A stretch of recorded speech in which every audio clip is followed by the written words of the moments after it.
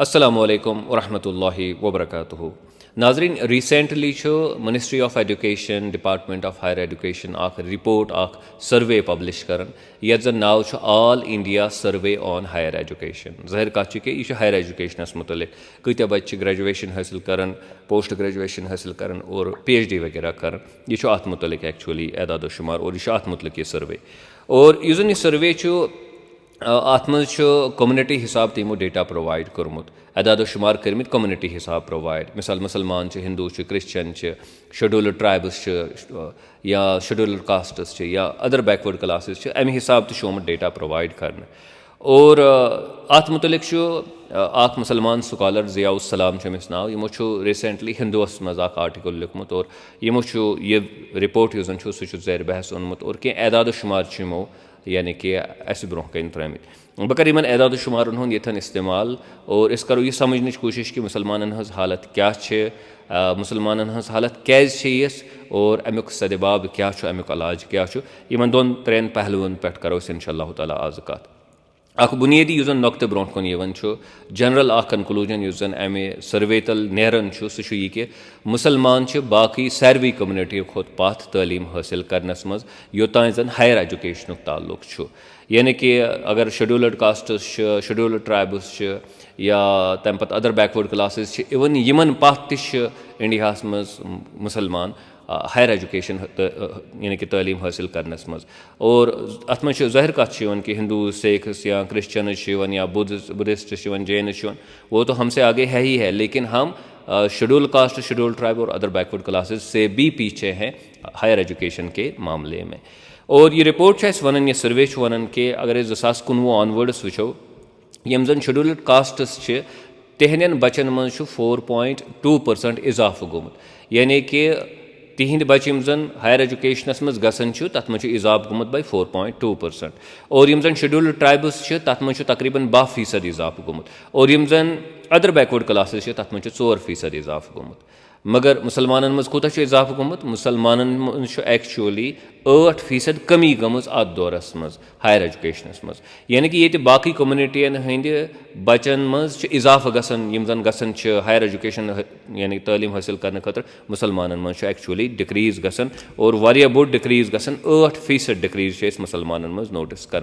M one कि UP मज वनकस यह अम ब्रोह गसन मुसलमान बच्चे तालीम हासिल करने खतर यूपी मज वनकस 76% कम बच्चे वन गसन, यह ऑलरेडी वन तम खो 76% कम। JNK मज 60% कमी आमज, इथे कत महाराष्ट्र मज 8.5% कमी आमज और तमिलनाडुस मज 8.1% कमी आमज। तो ये बहुत ही एक अलार्मिंग मसला है, वारिया तशवीशनाक मामला हौसला शिकन मसला मुसलमान खतर कि तिम यह जन अला तालीम तथ मज तम ब्रोह पकन कह बल्कि तथ मज तम पथी गसन बाकियन कम्युनिटियन मुकाबले पन पतिम रिकॉर्ड यह जन सह खराबी गसन सह बेहतर बनन कह। इंडिया मज ऑफिशियली 14% मुसलमान बसन और ज़ाहिर कत कि 14% गस मुसलमान तालिब इल्म ते हायर एजुकेशनस मज, चलो 14 न तो 13-12% गस या 14 न तो 15-16% गस युथ मामला कह, बल्कि ये 14% मुसलमान हज पॉपुलेशन इंडिया मज और हायर एजुकेशनस मज मुसलमान तालिब इल्मन हुंद युस तादाद सह महज 4.6%, 4.6% टोटल। यानी कि वारिया बड़ गैप यूता मुसलमान गस और ये तम एक्चुअली हायर एजुकेशनस मज तालीम हासिल कर। यह तालिब इल्मन हुंद मामला। उस्तादन हुंद मामला यह कि 14% इंडिया मज मुसलमान और अस गस 14% गस कम से कम उस्ताद ते हायर एजुकेशनस मज मुसलमानन हंद। मगर वनकस यह करंट सिनारियो यह रिपोर्ट मुताबिक 5.6% मुसलमान हायर एजुकेशनस मज, यानी कि बहसत उस्ताद बहसत professors assistant professors so on and so forth. तो चाहे इस स्टूडेंटन हुंद मामला वो चाहे उस्तादन हुंद मामला वो, मुसलमान बाकी कम्युनिटियों खोत और यह तिमन पनुन एवरेज गोस आसुन यानी कि हायर एजुकेशनस मज तम वारिया पथ बाकियों खोत। बहरहाल यह हालत मुसलमानन हज यह जन अस ब्रोह कन तो यह हालत यह जन यह हौसला शिकन और यह लाजमी बनान सान खतर कि समझो अत मुतलिक कि मसल क्या सती गसन बाकी कम्युनिटीज़ अगर तरक्की कुन लमन क्या पत यानी कि गसन दो खुद दो। और करो कोशिश वन यह समझनस कि अत पकिन कम महरिकात हेकन और क्या पज़ि करुन कथ कट हेको अस यह करेक्ट करित अख बोड़ वजह युस जन सह यह कि या युस जन ज़ेर बहस सह यह सचर कमेटी रिपोर्ट ते अगर तुम अत मुतलिक स्टडी करियो सह वन तुम अत चीज़स मुतलिक या बाकी क्या कमिशनर्स तम हेकन तुम अत चीज़स मुतलिक वनित कि युस जन जदीद दौरस मज युस जन डेमोक्रेटिक स्टेट या वेलफेयर स्टेट युस जन यह समझ कि यह अम सं जिम्मेदारी कि यह पकन सारे ब्रो कुन और चाहे माइनॉरिटीज़ आसन चाहे बेकान तबका आए सारे खतर अमिस अरेंजमेंट कर ताकि तम करें दो खो दो यानी कि तरक्की और तम करें दो खो दो प्रोग्रेस मगर इंडिया मज ये वुचान कि अत बरक्स स्टैंड वुचान कि मुसलमान दो खो दो पथ गसन ऑलरेडी पथ वन बेहन पथ गसन बाकी कम्युनिटियन मुकाबले यह हेको समझित कि यह स्टेटुक एक नौयत फेलियर युस डेमोक्रेटिक सेटअप सह तिथ सही मानहस मन फंक्शन कर मुसलमान खतर की इसलिए मुसलमान दो खो दो पथ गसन नत जरूरी कि अम चीज़ुक नोटिस गोस यून नीन और युस वेलफेयर स्टेट बहबूदी हज अख रियासत यह फलाही रियासत युस तस्वुर जदीद दौरस मज सो फलाही रियासत गो अम खतर माकूल इंतजाम करें कि यस कम्युनिटी पथ तम यानी कि तरक्की करें बहरहाल अख युस जन अत मज पहलू सह कि स्टेट शायद तिथ सीरियसली अत चीज़स निवन कह या पन सह जिम्मेदारी निभावन कह यस जन तमिस निभावन यानी कि जिम्मेदारी युस जन उसूल डेमोक्रेटिक स्टेटुक या वेलफेयर स्टेटुक तम मुताबिक यह अख मामला और दोयम युस जन मसल ज़ाहिर कत कि वो कि मुसलमान हसा इंडिया मज इसलिए पथ तिक शायद स्टेट तिमन सपोर्ट करान कह स्टेट तिमन साधन कह या तिमन खिलाफ डिस्क्रिमिनेशन गसन ये तो हम एक नैरेटिव बना सकते हैं बता सकते हैं और चूँकि यी नैरेटिव्स यम जन आसन यी तस्वुरात यम जन बिकन त समाजस मज कम्युनिटी वाइज बड़ यानी कि तशहीर मिलान मशहूर गसन और लुक यमन जज्ब करान बड़ आसानी सान तिकाज कन्स्परेसी फ्रेमवर्क तो दुनिया मज नचन अक्सर सजिशन पे भरोस कर इसलिए आम तौर पर इन चीज़न पे ज़्यादा भरोस कर मगर नुक्त ये जन ऐसे यह तरन फिक्र कि ये अंदाज वुचान कि स्टेट हसा यूत ज़्यादा जिम्मेदार अमि खतर शायद स्टेट कम से कम तूत ज़्यादा जिम्मेदार कह यह नुक्त क्या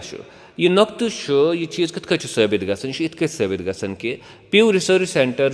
रिसर्च कर और यम वुचान कि दुनिया मज मुख्तलिफ यम जन मज़ाहिबन हंद लुक तिम एजुकेशन किस मैदानस मज क्युत परफॉर्म कर और अत मज वुचान कि जूज टॉपस पे इथे कट क्रिश्चियनस हूर तिम लुक हूर यम जन मजहब मानने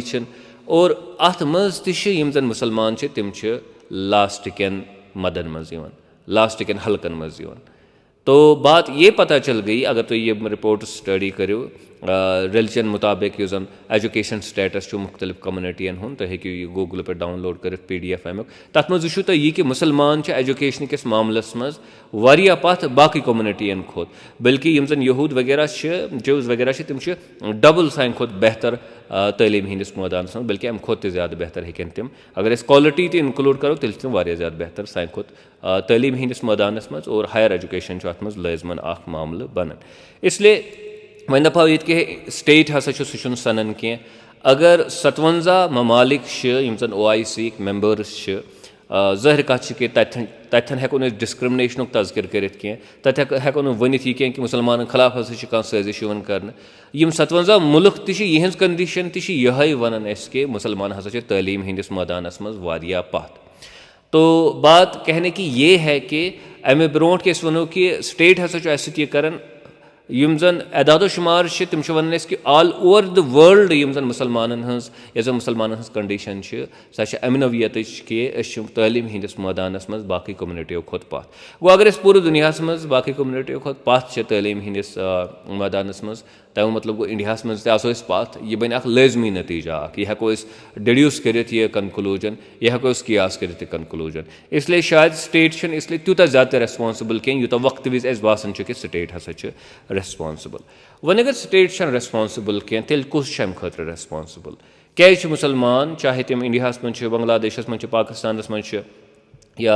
गल्फ कंट्रियन मज या बाकी अफ्रीकन कंट्रियन मज क्या मुसलमान बाकी कम्युनिटियों खोत बैकवर्ड और कम वजूहत अमि खतर कार फरमा और कतन कोर्स पन करेक्ट कर ज़रूरत बह कर कैंसन चीज़न हूँ तज़किर कर बह ये ओबियसली यह कॉम्प्लिकेटेड सब्जेक्ट चीज़ गन ज़ेर बहस गन बड़ तफसील सान अत पे कमीशन बिहुन रिपोर्ट्स गए अत पे पब्लिशिंग कर स्कॉलर्स तम गन अत पे जमा कर कि तुम वनो सा कतन कम वजूहत जन तलीम हंदिस मैदानस मज पथ थान बाकियों खोत बहरहाल कैंसन चीज़न हूँ तज़किर कर बह ये और इंशाअल्लाह ताला यम सात बह चीज़न मुतलिक तज़किर कर तुम तू पन पान कनेक्ट अत तुम समझू कि यह शायद यम चीज़ शायद तुहंदिस मुशाहिदस मज तमित नंबर अख मामला सह गो यह कि इल्मी रिवायत वनकस कह इल्मी रिवायत मतलब गो अगर बाकी कम्युनिटी मिसाल के तौर पर नमो अमेरिका मिसाल अमेरिका मज एवरेजस मज इंसान 10 किताब अकिस वरियस स्टडी कर अकिस वरियस 10 किताब पारान अमेरिका मज शख्स चाहे सह मर्द चाहे सह खातून मगर यम सात पन्ने समाजस मज वुचन सैनिस समाजस मज अमि किस्मुक शौक मौजूद कह सैनिस समाजस मज अमि किस्मुक रुझान मौजूद कह यह जन इनक्लिनेशन गस आसिन तालीम हासिल करनस कुन सह तीजा ज्यादा ये लबन कह बल्कि अगर तुम वुचो कि यम सात शख्स नौकरी हासिल कर तोतान तमिस किताबन सह ताल्लुक तम पे तम ताल्लुक किताबन सह यूजुअली फटन सह बरकरार रोजान कह वजह क्या तिज तालीम हासिल कर यह इक्तिसादी मजबूरी जॉब हासिल करने खतर तालीम हासिल कर यह शौक सोन कह रुझान कह बाकी कम्युनिटीज़ अगर तुम यूरोप वो अमेरिका वो बाकी जन एडवांसड कंट्रीज तत लुक तालीम सम निजी ज़ाती दिलचस्पी ज़रूरी कह कि तिमन आह जॉब हासिल कर तम पत करें तम तालीम हासिल तो ये एक बड़ा बहुत ही बड़ा मसला है यह लकुट मसल कह यह बोड़ मसल यह जन मुसलमान समाजस मज वनकस यानी मौजूद और तुम वो ये कि मुसलमान समाजस मज लुक खर्चावान 50 लाख 1 करोड़ 2 करोड़ रुपये खर्चावान मकानन पे पत गो तुम तिमन मकानन मज दाखिल अत लाइब्रेरी कह मुसलमान यम जन तम खानदर कर और बेतहाशा पोस अत पे खर्च कर कर्ज अनन बैंकस नश गसान लोन कर पोस और तम पे खानदरस पे खर्च कर तिकाज तुकुन सन इनक्लिनेशन सोन रुझान इन चीज़न कुन मगर तालीम हासिल करनस कुन चूँकि रुझान इसलिए वुचो न तुम कि यीत्या खानदरस पे पोस खर्च करें और मकानन पे पोस खर्च करें मगर हम लाइब्रेरीज बिल्ड नहीं करते हैं पन्न गरन मज वारिया कम गर आसन मकान आसन इन मज लाइब्रेरीज मौजूद यह सोन रुझान कह तो बात ये कहने की है कि अस मज यह रुझान एक्चुअली तालीम हूँ कह यह बोड़ मर्ज नफसियती मर्ज इस अस मज मौजूद यम की वजह से पत हायर एजुकेशन या लोअर एजुकेशन हम तो पीछे ही रहने वाले हैं क्योंकि कम्युनिटी में जब ये रुझान होगा ही नहीं अमेरिका फैमिली मज यम सात बच्चे जेवन यम सात सह बोड़ गसान सह वुचान पानस अंद पक सारे लुकन किताब पर तो मतलब गो सह गो मोटिवेट यमो चीज़ों सन बच्चे कत gun motivate go this is one of the reasons कि तालीम हंदिस मैदानस कुन तूता ज़्यादा लोई खोई थावन कह यह वजह दोम वजह यह जन तम वह फैसिलिटीज़ रुझान कह इसलिए तम फैसिलिटीज़ तम इदार पैदा कर्मित कह यम तालीम फ़रोग दिन मिसाल के तौर पर लाइब्रेरी अगर तुहंदिस मोहल्लस मज तुहंदिस गामस मज लाइब्रेरी आमज बनावन गाहे बगाहे मा गो तुम तोतन अखबार स्टडी करने खतर बे चीज़ जर्नल वुचने खतर या यम सात तुम वुचो कि बाकी लुक किताब स्टडी कर तम निवान लाइब्रेरी मज किताब तुम ते गो शायद या रीडिंग रूम और तुम ते गो शायद तथ रीडिंग रूमस मज पढ़ने खतर मगर यूजुअली यम फैसिलिटीज़ पानस अंद पक लबन कह बे वन बह कि यम जन एडवांसड कंट्रीज तत बड़ शौक सान लुक लाइब्रेरी बनावान लाइब्रेरीज मेंटेन कर लुक गसान लाइब्रेरी मज किताब अनान और तम पे स्टडी वगैरह कर तिकाज तिमन शौक इन चीज़न हूँ और यह जरूरी कह कि लाइब्रेरी गि सू शख्स यमिस जन वन नौकरी हासिल कर बुजुर्ग लुक यमो जन रिटायरमेंट निमुत तम लाइब्रेरियन मज गसान और तालीम हासिल कर तो एदार अमनवियत बनमित कह मे कोर गोडनेथ लाइब्रेरी हूँ तज़किर इथे कि स्कूलन तो यूनिवर्सिटियन कुन तूत ज़्यादा रुझान कह सन यम जन अमीर लुक तम जन एक्टिव लुक तम तूत ज़्यादा लोई खोई थावन स्कूलन यूनिवर्सिटियन कह स्कूल तो यूनिवर्सिटीज़ तूत एस्टैब्लिश करने खतर तैयार कह यम जन कम्युनिटी एक्चुअली सर्व कर यम जन पर्पज ऑफ एजुकेशन एक्चुअली सर्व कर इथे कत रिसर्च सेंटर्स साने कम्युनिटी मज बनावन तूता रुझान कह शायद ही तुम रिसर्च सेंटर कुछ जाए नजर गोमुत यथन जन कम्युनिटी मुतलिक या यम जन इज्तमाई इशूज़ तिमन मुतलिक रिपोर्ट्स पब्लिश गसन किताब लेखन ऐसा आप शायद आपने नहीं देखा होगा अपने समाज में। तो ये मसाइल हमारे लिए बनते हैं। इसी तरह स्कॉलरशिप इस प्रोवाइड करन के नबर यम जन अमीर खानदान कंपनी लुख तिमो स्कॉलरशिप यम जन डेवलप करम तिम बाकी लड़कन लड़कियन यम जन तालीम यसान हासिल कर तिमन फंड कर तिमन पैसे दिवन ताकि वो अपनी तालीम हासिल करने के लिए आगे बढ़ जाए। युस तिमन अखराजात खर्च सम प्रोवाइड कर स्कॉलरशिपो जरिए। मगर सानिस समाजस मन स्कॉलरशिपन हूँ कंसेप्ट कह ये अगर कूत रईस इंसान क्या अमीर इंसान क्या तमिस पे यी नी तमिस ये जहनसी मज कि बह कर स्कॉलरशिप क्रिएट पन्निस मोहल्लस मज पन्निस गामस मज पन्निस इलाकस मज अगर कह शख्स यसान तालीम हासिल कर कह बच्चे तमिस आसन पैस कह बह कर तमिस फंड। तो ये तो हम यूजुअली नहीं करते हैं। तो इसलिए इदार बनमित क्या मे कोर लाइब्रेरियन हूँ स्कूलन तो यूनिवर्सिटियन रिसर्च सेंटरन तो मे कोर स्कॉलरशिप कोर मे तज़किर तम चीज़ यमो सत तालीम फ़रोग गोस मिलुन यम सत सपोर्ट मिले। ब्याख मामला युस मुसलमानों सत मुंसलिक सह गो a leadership crisis. Leadership crisis मतलब गो कि अगर तम जिठ आसन यम जन बड़ इल्म सत लोय खोय आसन थावन इन कम्युनिटी हंदन मसाइलन पे नजर आसे तम कर गाइड कि अगर तालीम हंदिस मैदानस मज पाथ कत गो तालीम हंदिस मैदानस मज ब्रो। मगर ये यूजुअली ये ऐसा नहीं होता है। यमन लुकन पत पकन चाहे तम मजहबी रहनुमा या बाकी रहनुमा तिमन पर्सनल इंटरेस्ट्स यूजुअली आसन या कम से कम तिहुंद नजरिया युस सह महदूद आसन। तिमन यह टेंशन आसन कि कम्युनिटी गस तरक्की करें सन नौजवान गस तरक्की करें तिम गस आला तालीम हासिल करें तिम गई दुनिया के बेहतरीन इदारन तान वातन तिम गई रिसर्च सेंटर में दाखिल ग उनका तो वो तो ये टेंशन लेते ही नहीं है ना उनका इसके चीज़ के साथ कंसर्न है। यम हिसाब लीडरशिप वनकस थम पानस ब्रो कन पत पकन यह वाजो नसीहत रोजान बोजान तो उनका तो इसके साथ कोई कंसर्न नहीं है ही नहीं कि तालीम मिल रही है नहीं मिल रही है। तो ये वो लो and scholarship Waria low level हज स्कॉलरशिप तम लुक फॉलो करन यम जन तूता यमन जन तीजा नज़र दुनियास पे कह दुनिया के तलीमी निज़ामन पे नज़र कह दुनिया के समाजी सियासी इक्तसादी निज़ामन पे नज़र कह। तो इसलिए क्या हो जाता है कि तालीम हंदिस मैदानस मन इसलिए पथ रोजान तिकाज लीडरशिप ज़रूरी कौम की तरक्की खतर यीत्या लीडर्स असल आसन तूत कौम तो ईजिली तरक्की हेकन कर। लीडर मतलब ही गो सह युस जन वत हाय खास तौर पर तम सात यम सात कौम कुन मामलस मज बंद ग यम सात कौम कुन शाय फंसे तम सात कौमस वत हावन तथ वन लीडर अस तुथ लीडरशिप क्रिएट कर्म जन कौमस अगर लक्टिस मसलस मज तम बड़िस मसलस मज फसान तो ऐसी लीडरशिप अभी हमारे पास है। तो ये और एक है।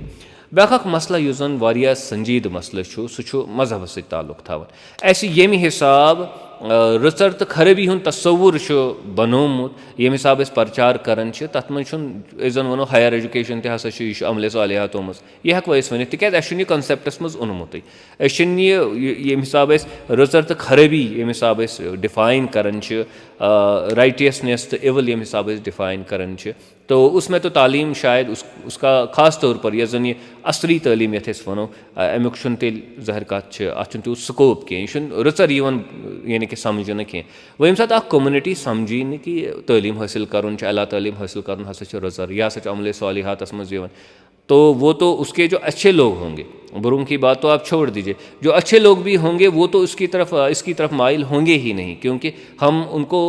ये बताने से कासिर रहते हैं कि भाई ये एक्चुअली नेकी का काम है ये एक ऐसा काम है जिससे कौमें बनती है तो वो मसला हो जाता है। इसी तरह अक्सर मजहबी एतबार यम सात वन कि इल्म क्या गो तो वन अहस अगर तुम कुरान स्टडी करो अगर तुम हदीस स्टडी करो और अमे नबर हर कह चीज़ डिक्लेयर करान कि अत ना हैसियत कह। हालांकि साइंसस मुतलिक समाजियातस मुतलिक कुरान और सुन्नतस मज वारियाह अहकामात या वारियाह आयत मुबारक यम जन अत वाज़ह सान खतर करान फल्कियातस मुतलिक एम्ब्रियोलॉजी मुतलिक